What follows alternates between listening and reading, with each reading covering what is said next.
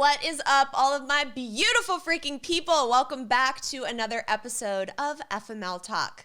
Today, ladies and gentlemen, is a very special day because Mama Wallace is back on the show. So sit back, grab a shot of tequila maybe. We're talking all things healing. Welcome to FML Talk. Oh my God. Wait, how old was the other girl? 19. Can you believe that shit? Hey, this is Gabrielle Stone. Good book. He did what? 48 hours? What a dick. Yeah, but have you seen all the photos on her Instagram? And this is FML Talk. Oh, no, she didn't. Y'all know I love a good self-love cocktail and occasionally an actual cocktail. I have always notoriously hated the taste of alcohol and needed it disguised in a good mixology cocktail until I discovered Neft. Because Neft is a premium vodka in its purest form with non-GMO rye, it has a light taste full of character. Not only is Neft one of the best tasting vodkas I've ever had, it also comes in the cutest packaging I have ever seen. Their unbreakable barrel keeps it chilled for up to 6 hours, making it the perfect drink to take just about anywhere. Join me in adding a little actual cocktail into your self-love cocktail with Neft vodka. Cheers! So everyone listening and watching this show knows that Dee is my mom because you heard her on season 1 of FML Talk, but she is so much more than my mommy. She is an actress with over 250 film credits. She has starred in movies such as E.T., Cujo, The Howling, Critters. The list goes on and on. She is also a 6-time author and a healer that does sessions with people around the world and changes many lives with her work. I am no stranger to that work. I have grown up with it in my home and in my life, and I attribute her work to a lot of my success in my career, in my relationships, in figuring out this crazy fucking thing that we call life in general. She is the person that I lean on, the person that I call when my shit blows up. And I am so excited that she is here today to share her amazing, incredible work with all of you. So without further ado, here is my mommy, Dee Wallace. Dee Wallace. Gabrielle Stone. Mother. Welcome back to Thanks. FML Talk. We don't do a lot of repeat guests, so this means you're officially special. As I should be. Thank you very much. I'm really excited to really dive into how you got into healing because everyone knows you so well as this amazing actress. Yeah. But not a lot of people know how the healing work came about. And I think it's a really interesting journey that you've been on. So take me back to the moment that all began for you. Well, there were many moments, actually. I used to channel a lot when I was young. I would hear voices on the stairway. Like I remember distinctly one time, well, several times, this voice would say, I'm afraid. I'm afraid. And I would say, why don't you just leave and go back to your home and then you won't be afraid anymore? And then I never heard the voice. I just kind of always knew this stuff. I woke up one night and woke my poor mother up who had to go to work at 7 a.m. and said, something's wrong at Grandma's house. And God bless my mother. She got up and we called Grandma. And I was terribly close with my grandma because she pretty much raised me. And Grandma didn't answer. So God bless my mom. We got in the car and we went over there, and the cat had gotten up on the stove and turned the burners on, but the fire hadn't come on, so the gas was coming out. Right. So I also had a visitation from my dad after he committed suicide through a light in the room. So it wasn't anything that was scary to me or foreign to me, but it was nothing that I did purposefully. Right. And there's a lot of documented stories of kids that Oh. get messages or remember their past lives at an earlier age. Yeah, we have a friend who adopted a little boy, and he was almost 4 years old, and they came to a stoplight, and there was a big semi truck across the street, and he said, "Look, that's how I died my last time," and he proceeded to tell her how they had gotten into an accident, and his other mommy had died, and I think he said, and I breathed for a little while, but then I didn't breathe anymore. That's oh my how God, he I just got explained. chills. Yeah. Yeah. So, kids, you hear all the time about their imaginary friends, for example. That's channeling. That's connecting with other energy. So then I found my acting teacher, Charles Conrad, who is my mentor, and he taught us a technique where you get your energy very, very, very high and throw all your energy toward whomever or whatever you're working with in the scene. And what that does is it bypasses your conscious mind and you channel. So I would see things in class all the time. One of my stories was we weren't ever allowed to do a piece of material that we had seen or that we had done before. So I got up and I started this scene, and Charles said, "Deanna." I knew I was in trouble when he used Deanna. You're not supposed to. I said, "Charles, I promise you, I have never seen this scene before." I was limping doing the scene. He said, "Then how do you know this girl can't walk?" Because there's nothing in the, we would see things like that in class every week. Right. So when Christopher, your daddy, moment, sorry, died, I dropped to my knees and I said, "Look, I don't want to be pissed off and I don't want to be a victim. I want a way we can heal ourselves." And like that, I heard, use the light within you to heal yourself. So I've been studying really what that means for the last 35 years. I've been doing this work and have clients all over the world. And, so I had started an acting studio and I started getting messages. People would get up to do a scene and I would get a message before they'd even start. If I had 6 auditors that day, 3 of them would go, "Oh my God, I will do anything to study with you, anything." And the other one would go, "Fucking awesome, I'm out of here." It was kind of freaky. Yeah. And when you say messages, were you hearing it in like a clear voice, or did it just hit you like a feeling and you knew what it was saying? Like, it's what were kind the of hard messages? to describe. I hear the words, but I don't hear them like I hear you. Is it like your voice in your head almost? No, it's not like my voice. It's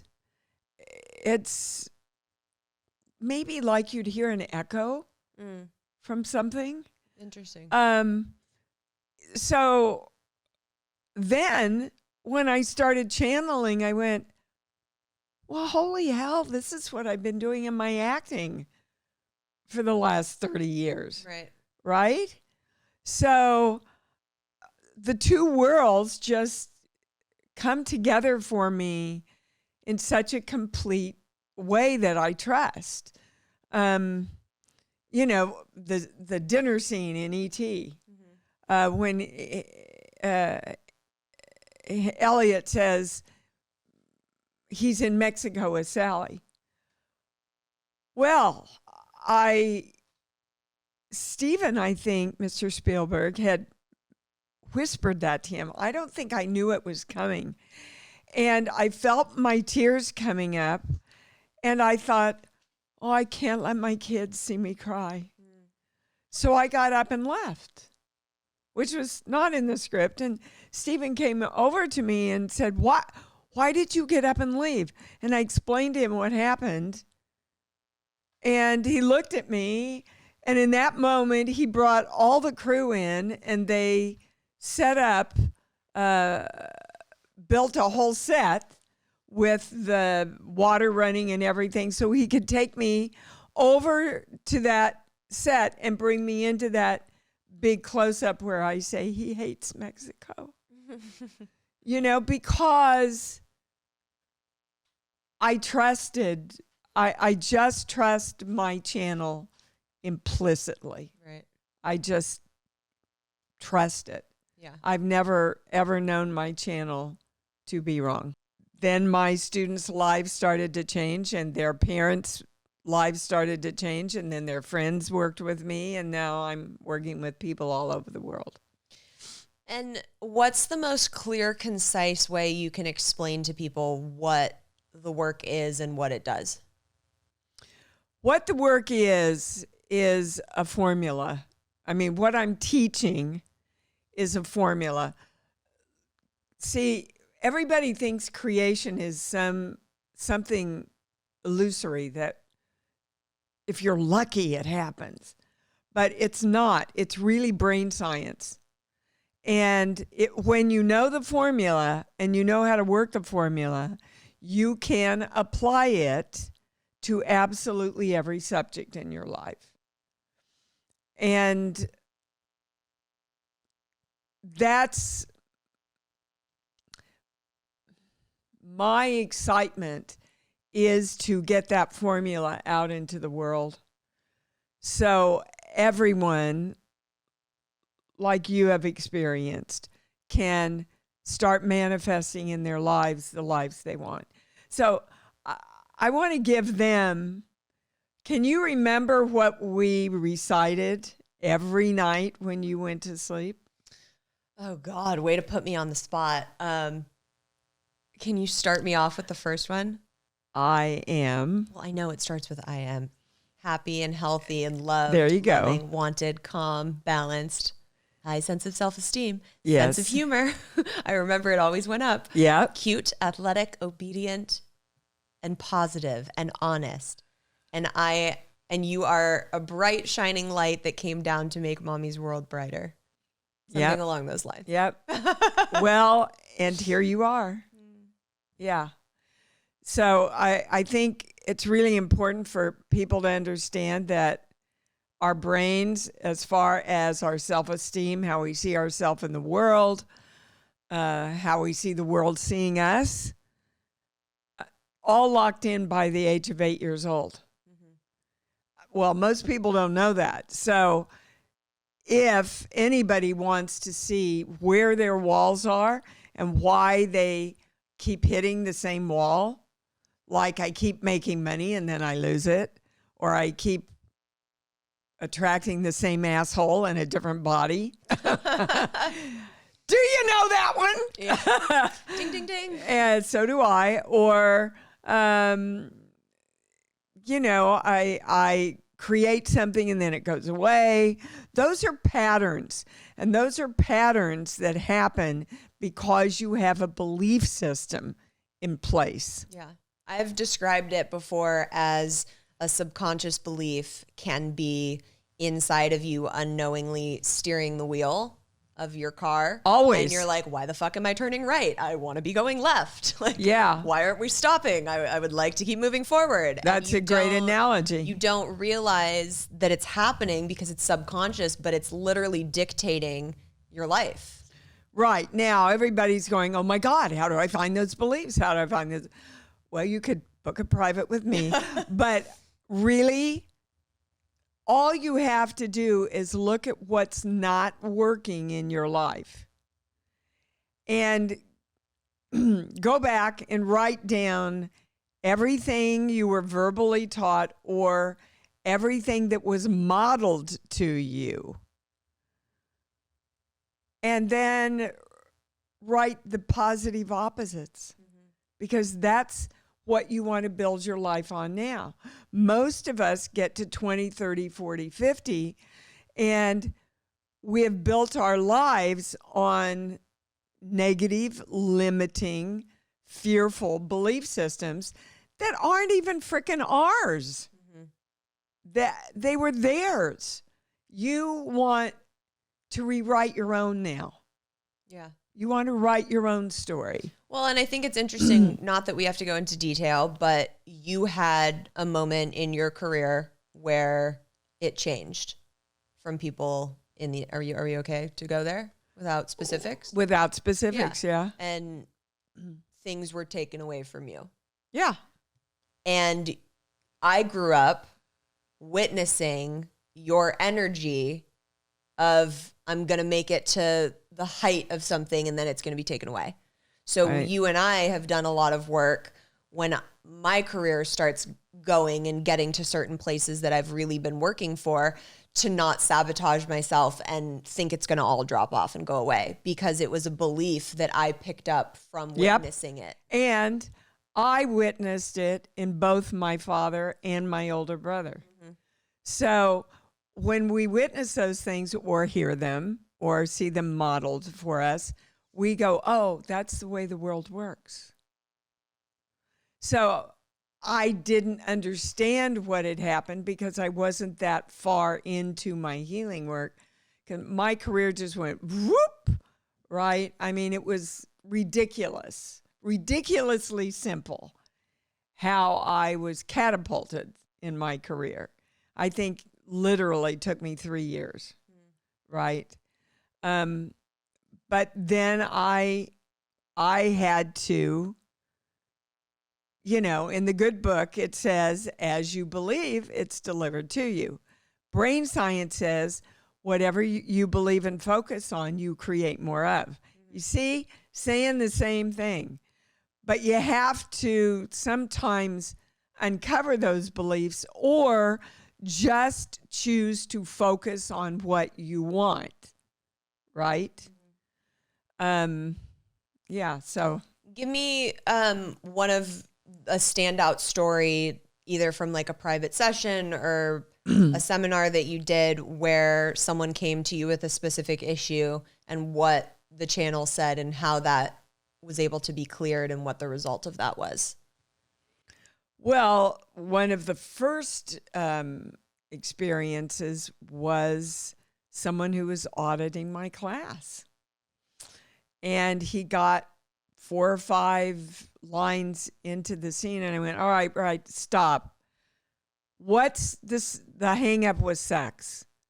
There's some big fear about, and he just froze and looked at me. I said, and it has something to do with your mom, and it happened to you at a very early age. And he went, oh my God, and he went into his story about hearing how his mom had fooled around and his dad had found out, and then they got divorced. And so his fear was that he would not be able to trust himself in a relationship. So he had been engaged 3 times. Oh my God.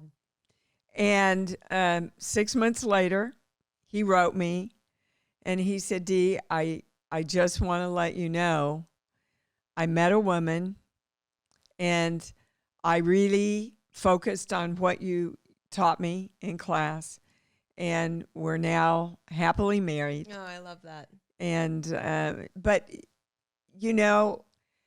guys, what I think the most important thing for everybody to know is everything starts in you. We always want to go, well, they did this to me and that's why, and that happened to me. And, that's never going to get you the life you want. You have to just look within and go, okay, what do I get to shift? How can I choose to be positive? How can I choose to be happy? How can I choose to always go to love? Yeah. right? Which is not always the comfortable thing to do. I mean, Or the easy there's thing been to do. times where I've called you in a fucking tizzy Really? about any number of things, and I'm so upset, and I just want to like piss and moan about it and bitch about it for a little bit, and you immediately go into healer mode, and you're like, okay, but let's look at what's being brought forward, and I'm like, I just want to be fucking angry for a second. Just listen to me, mother. Just let me fucking be upset. But you're right. Like, there's always a reason for it happening. It's always something that's being triggered within you that you can look at to then heal. And your biggest thing is? Abandonment. Yeah. So everything in my life usually comes back to that. You were talking about saying, you know, people are going to want to know how to find those beliefs that are blocking them. That's the thought onion. You get to the subconscious thought, and then that leads you to what your origin experience was. And that's the belief that you need to Rewrite. Yeah. And mine was, I'm not good enough. I'm never good enough. Yeah. Of all you still, even with as accomplished as you are, you still struggle with that in different areas. Core beliefs. That's why we call them core beliefs, you know? And so it's like an onion, you know, I've peeled off probably 50 layers, and then the same issue, but a deeper level of the issue will come up. And that's just the school of life and embodiment, guys. That's just, you know, don't judge yourselves for that. Go, woohoo, I'm getting there. Yeah, it's a continual process. And as we learn and grow and heal and more shit happens to us, like, there's more stuff to uncover and grow and heal through. Absolutely. So I know there's countless stories about the work and how it's happened. I would like to share one of my own personal ones that happened more recently with you. So you and I went to Sedona, and it actually happened kind of by accident. It was supposed to be a trip that Tay and I took, and then he needed to stay to help stuff with his kid. So you and I ended up taking a mother-daughter trip. It was wonderful. Sedona is very magical. But I was in a rut at the time. I was so frustrated because the book had been out for just under a year, and it was doing well, but it wasn't where I knew it could be. Or wanted it to be. Correct. And we sat down and we did a session, and I had mentioned, I was like, you know, Kelly Randis, who we've had on this show, who's my mentor in self-publishing, has been having this like wild viral success on TikTok, and she's selling so many books, and her story's like reaching so many people, and like I need to figure out a way to do that, but there's no rhyme or reason to social media and the algorithm and blah, blah, blah. And I was coming up with all these reasons why it's impossible. Like, I only have 400 followers on there, and like no one's going to see a video if I start posting it. And you sat me down and we started doing work around it. And it came back to that same belief of, if I get there, it'll be taken away. So why am I even going to get there? Like, what's the point of getting there? Mm-hmm. And once we like got to that core issue, then it was, you just need to celebrate the other people and send them love. Because like in any normal situation, I was so happy for her. But of course there's like an underlying thing of like, fuck, why am I not able to achieve that? Yeah. So I went to bed that night. I put a meditation on, and all I did for the 15-minute meditation was send her specifically love from my heart center. Mm-hmm. That was all I did. Posted a TikTok video about the book at like 11:30 at night, went to sleep. Woke up the next morning, it was viral. Yeah. There was no rhyme or reason for it to happen. Well, miracles don't usually make sense. Have by the, you know, conscious mind. It shouldn't have. And it did. And that was the day that everything changed for purpose of the book and like everything. Whatever you want, send love to it. Yeah. See, most people, they want money, but they hate money because they don't have enough, or they judge money. Or like me, they were taught they're the rich people, we're the good people, right? So a lot of people when you're dealing with health issues. You don't like your body because you have health issues. Love your body. Love everything about your body. And then it can heal faster. Well, and I think that's the same when people are like so frustrated, you know, if they're wanting to change something about their body. They're like, oh, I'm so unhappy with, you know, this part or this part, as opposed to sending love to those parts. You know what I mean? Yeah, where the first place we go is to judge. Yeah. And so, you know, that's what the world's about a lot right now. Yeah. Is a lot of judgment. And if you're judging something else, you're really judging yourself. Mm-hmm. So my self-love journal just came out, and you were the only person other than my editor that I had read through it because... Oh, I think it's brilliant. Thank you. But I remember calling you because I was like, you know, Mom, I'm writing all this stuff, and I realized that a lot of it, although it's like worded in my own way and is a different kind of form of it, is the work that I've done with you and learned from you. And like, am I allowed to write about some of this stuff? Because it very much so has trickled down from things that you've taught me. I think I have a different way of communicating it to... You just say fuck more. But I think it's really important that we're able to teach the work in different ways for different people and demographics to be able to understand and implement it. You know, I learned the basics of everything that I'm doing from other people. And then I began channeling, and now I learn from the channel. And let me be clear that you are the channel.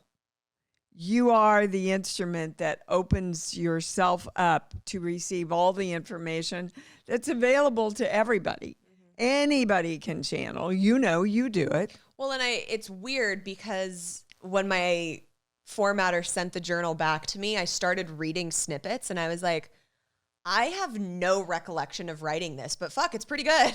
Like, yeah, that's how I do half my writing. It was weird. It was really weird. I've had moments of that before in writing the books, but this was specifically like, yeah, when the fuck did I write that? Yeah.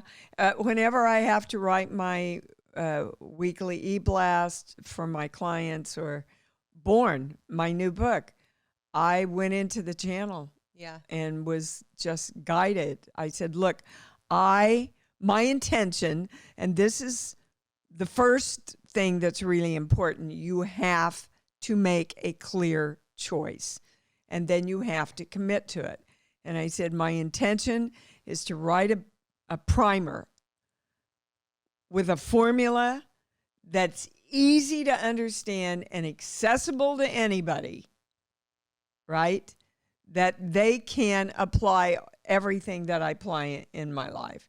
And, you know, Lauren, my assistant, she said, my God, if anybody needs a reason to read Born, they should just look at your life. Yeah. Well, that's what I told all of my FMLers. I was like, guys, everything that you've seen me accomplish and my growth and my, you know, spirituality and everything that I've been told they look up to is because of this work. So that was the first thing I said when I posted your book in the Facebook group. But I read your book before it went to publishers, and it's so simple and so easy, and it's such a quick, I mean, it's only, 100 pages? 130 some. And with like a bigger text, it's very easy to sit down and read it in one sitting. And that was on purpose. Yeah. And it's literally life-changing if people apply it, want to just take the step into doing that. Yep. They have to apply what's in there. And what do you think is one of the most amazing things in the book that you're sharing with people? Like if you had to pick, I know it builds on everything. It builds, and it gives you a roadmap. But one of the big things that people always go, oh my God, are the 3 pillars. And when the 3 pillars are all in alignment, then things start getting really easy. They just flow. So how I see myself, how I see the world, and how I see the world seeing me. So I can see myself as an actress. But if I say, oh my God, there's no way in this world I'm ever going to be an actress, it stops right there. Or I can say, I see me as an actress and I know it's possible out there. But gosh, everybody is looking at me going, she's a little girl from Kansas. How's she ever going to be an actress? Right? Stops right there. So again, we've moved into so much judgment of people in the world, and you don't create what you want through judgment. You create what you want through love. So I love the world, and I know the world wants me to succeed. And I choose to see everybody out there in the world looking at me and going, wow, I honor and respect her as an actress. I want to work with her. I'm paying her what she's worth. I mean, you and I had the discussion about the film that had been on the table for such a long time. Well, we don't have the money. We don't have the money. Well, I just said, okay, I am summoning to me everybody that has the money and respects me and wants to work with me, and I'm seeing everything completed. 1 week later, they called and they said, we have the money.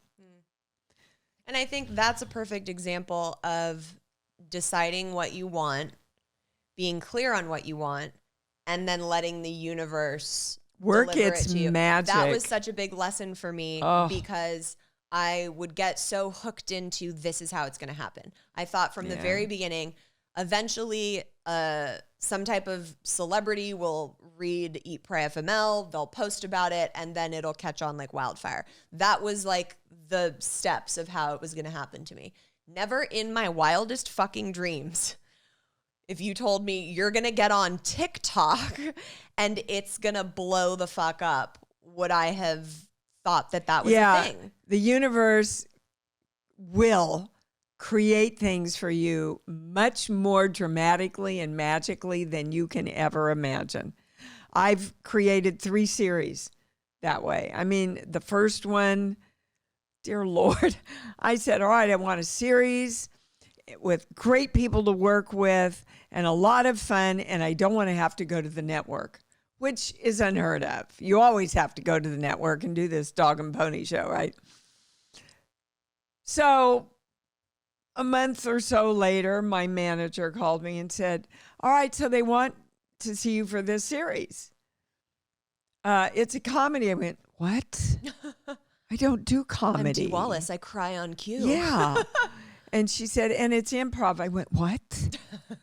I haven't been trained in improv, but I trust the universe. So I went. I fell in love with the producer within 10 minutes, who is also one of the writers.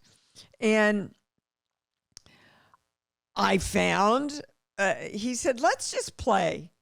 Because I told him, I said, I don't know how good I'm going to be at this, frankly. He said, well, I found out I was really good at this. Shocker. As long as I had kind of a direction, and then the channel would just take over. Mm-hmm. And I'd come up with these lines, and they were funny because I can be funny, but I think of myself more as a dramatic actress.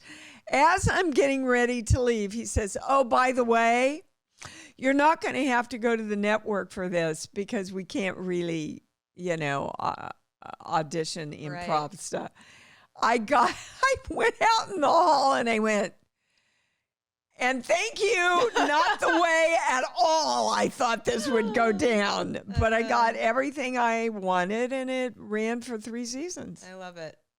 After Tay did a session with you, he went home and wrote out things on his whiteboard or whatever was in his house at the time, of what he wanted. And they were big fucking goals. And a month later booked a multinational Nissan campaign that, Yeah, I do. was a massive thing to book. So I've seen it work time and time and time again. Yeah, the trick is not to force it, not to have an agenda, I mean, how many times have you just said, oh my God, I'd really love to blah, blah, blah, and then it just happens. Right? But most of us say, all right, I'm going to sit down, I'm going to meditate for 10 minutes a day. I'm going to manifest the shit out of this. Yes, right? And that really pushes it away. But if you just, and I'm big on this 10-minute breathing meditation that the channel brought through. Go ahead and explain what that is so people can. Well, okay, so you let's say you're creating more money.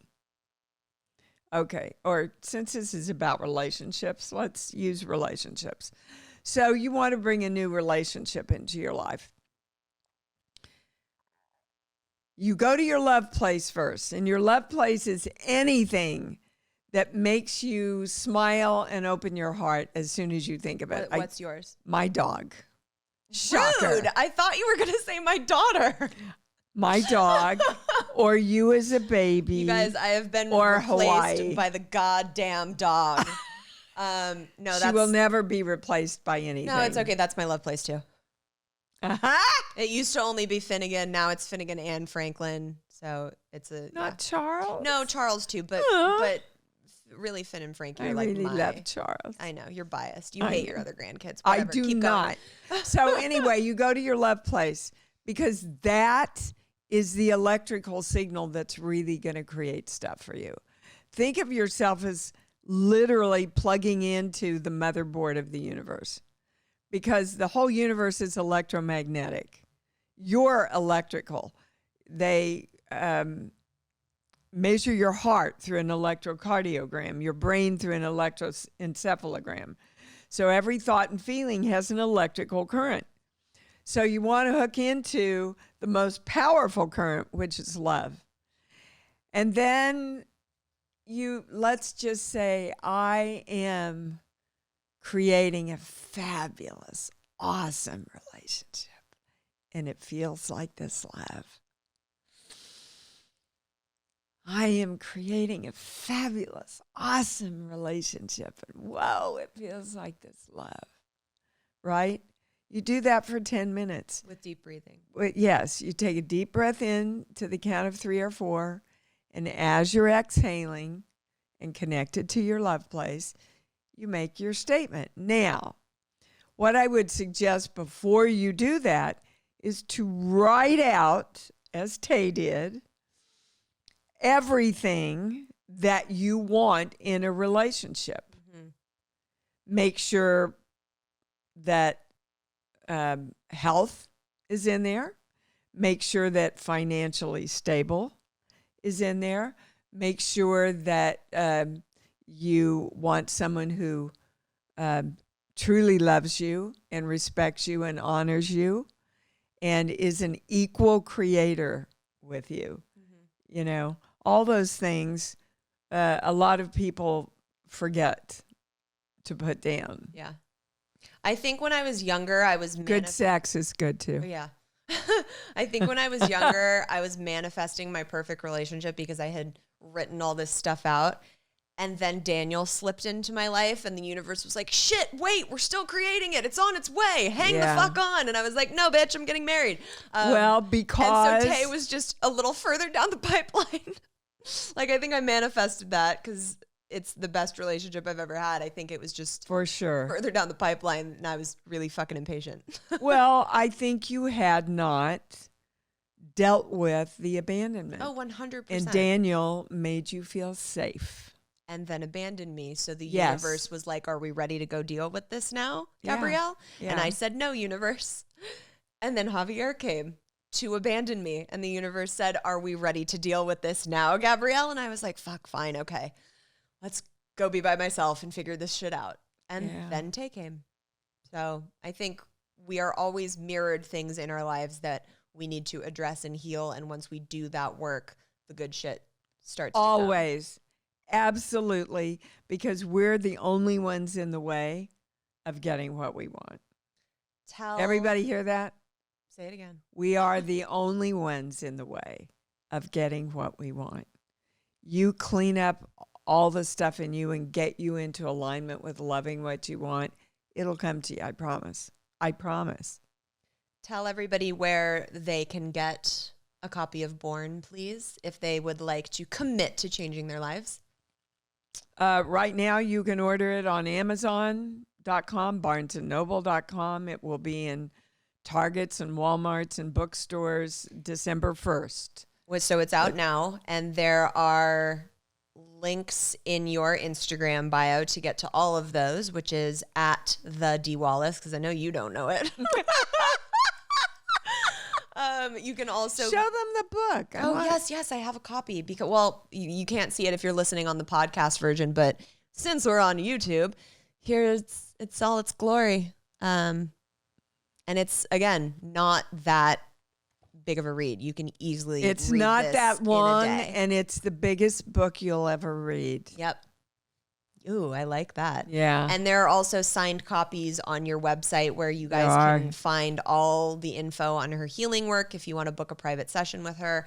You also have downloads that people can do. Oh, yeah, I mean, the amount of shit on your website is just ridiculous. So my show, I've done over 500 episodes. You can find them in my archives. They're on iTunes. They are on iHeartRadio. And you can call into her Sunday show. Yeah, to and ask me anything. Questions and get work done in that Even way. about sex. Why do you keep going back to sex? I like sex. Okay. You know that. Okay. And the website is imdwallace.com. Yes. Thank you for being here, Mom. Oh, you're welcome, daughter. I'm going to go scrub my memory of I love my mother you. having sex now. Okay. A big, big thank you to Mama Wallace for coming on FML Talk yet again. I really encourage you guys to pick up a copy of Born. It has changed my life. It will change your life. And I am honored that she was here to talk on her healing work and share it with all of you. Okay, we are going to take a turn now and jump into some of your FML stories. Here's number 1. Hey Gabrielle, my name is Jennifer and this is my FML story. I met my narcissistic ex-husband when I was 19. He was my first everything and we were together for 7.5 years. It was a roller coaster of a relationship.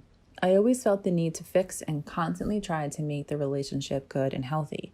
Sadly, I never won any argument without consequences, and I eventually became burnt out from trying. Once I married him, his tactics and crudeness escalated. We were married for 7 months when I finally gave up and decided to leave him.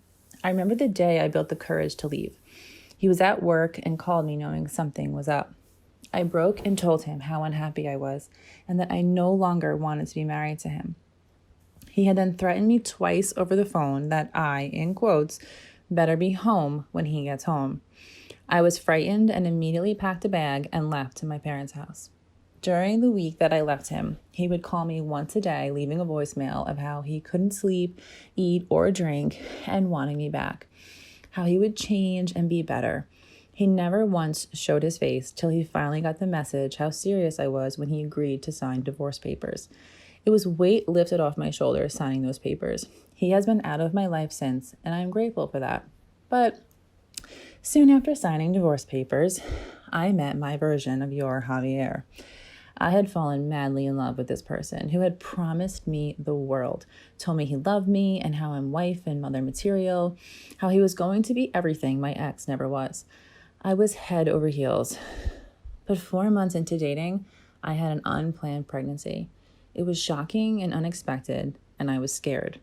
But in that moment, deep in my heart, I believed everything would be okay because I loved this man and he loved me, or so I thought. The day after I found out I was pregnant, he had come over when I shared the news. I remember shaking while hugging him, stating I was pregnant. In that moment, it was as if a light switch went off, and the man that he expressed himself to be was not his true colors. He had a temper tantrum on my living room floor, begging me to fix this and make it go away. Sadly, after a week and a half of arguing over what to do, he told me he couldn't accept that I planned to keep the pregnancy. And if I do, then I will be a single mother. I was 6 weeks pregnant when he walked away. My son is now 5.5, and his father has stood by his words as I have been a single mother since I gave birth. I'll never understand anyone who walks away from their child, but in many ways, it has been a blessing, and I am truly thankful for my family's support. I wouldn't trade my story knowing the gift I received in my son, who is an incredible little boy and wins my heart on the daily. So with that completing my FML story, I'm still on the hunt to meet Mr. Right. Just haven't met him yet. But I want to say, reading your books has helped me tremendously in discovering new ways to love myself, as well as healing from my past traumas. Thank you for sharing your story, as you are helping so many women, including myself, even giving me the courage to share mine. Hell yes, girl. Oh my God, there's so much to unpack here. We talked about this a little bit on book club on the subscription base of the podcast, but if you've read The Ridiculous Misadventures, you know that I myself had a scare and with a pregnancy, and there was a lot to be said in that moment for the person that was involved in it with me to show up and be there for me and make it very clear that he was just there to support and not going to be telling me what I was going to do with my body in any way, shape, or form. And that was invaluable to me in that moment. I can't imagine going through that and knowing that it was confirmed and not just a scare, and having that person completely let you down, attempt to tell you what to do with your body, and then to walk away. What a strong fucking woman you are, girl. I applaud you. I can't even imagine how amazing your son is because of the woman that you are. So kudos to you, girl. Sending you so much love. Okay, here's story number 2. Hey Gabrielle, my name is Lexi and this is my FML story. In 2017, I transferred to a new college where I met a kid who was in my class. He was in the Air Force and a fraternity, and he was very involved, and we connected immediately. Things were really great at first, and then they rapidly went weird. It started when he asked me to take a friend who was a girl from their friend group to formal, so she could go and have fun with her friends who would be going with his friends. I knew no one there, so I was more than fine with it, and I told him to have a great time because I was confident in myself, but also our relationship at the time. I later found out in the evening that I was blocked from all of his social media because he posted a picture of him and her kissing. Most importantly, kissing in the Ray-Bans that I purchased his sister for her sweet 16 birthday. I was livid. I purchased them because he cried he had no money, and his sister was so important to him that I felt compelled enough to scramble some of my money and purchase something that I've also received on my 16th birthday that was a milestone for me. I found out he never gave his sister anything, not even the card that was attached to the gift that I wrapped and bowed. I soon enough found out that not only was it just that girl, there were handfuls of girls that he was talking to as well, and had a Tinder. So the entire time I thought I was in this happy relationship, he was living a completely another life on social media. Fast forward to now, I reconnected with one of my really good guy friends from my childhood, who was my neighbor, and we have been together for 4+ years, and we are happier than ever. I love that. I love those old connections that come back into your life and it suddenly is the right time. I feel like that's how things happened with Tay and I. It will never make sense to me why people do stuff like that and how they have the fucking energy to keep so many different balls in the air and relationships going and run Tinder accounts. Like, I can't add one more thing to my life, much less an additional person to deal with. It must be fucking exhausting. So I'm glad that you got out of it when you did and that you found your happily ever after girl. Next week, everyone, I have been so excited for this episode to air from the moment I recorded it. A really dear friend of mine, Chris Heck, is coming on, and I've really wanted to focus this season on bringing on men to FML Talk who are vulnerable and can break down that stigma of what it means in society to be a man, and to really start to diminish that toxic masculinity that I feel has really infiltrated our society.